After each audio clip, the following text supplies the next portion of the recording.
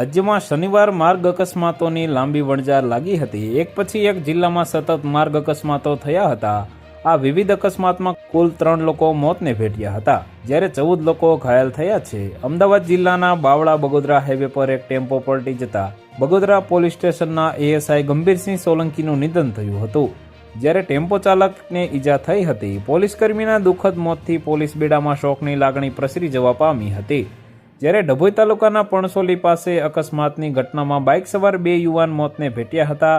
આ સિવાય અન્ય જિલ્લાઓમાં જુદા જુદા અકસ્માતો સર્જાયા હતા, જેમાં કુલ 14 લોકો ઈજાગ્રસ્ત થયા હતા। મળતી માહિતી અનુસાર ગુજરાતમાં શનિવાર ગોજારો સાબિત થયો હતો, જેમાં જુદા જુદા જિલ્લાઓમાં ગમખ્વાર અકસ્માતોનો સિલસિલો યથાવત રહ્યો હતો। માર્ગ અકસ્માતો સર્જાતા 3 લોકોના મોત થયા હતા, જ્યારે 14 લોકો ઈજાગ્રસ્ત થયા હતા। તો વધુ માહિતી મેળવવા માટે ચેનલ સાથે જોડાયેલા રહો। વિડીયો પસંદ આવે તો લાઇક કરી દેજો, ચેનલમાં નવા છો તો સબસ્ક્રાઇબ કરી દેજો।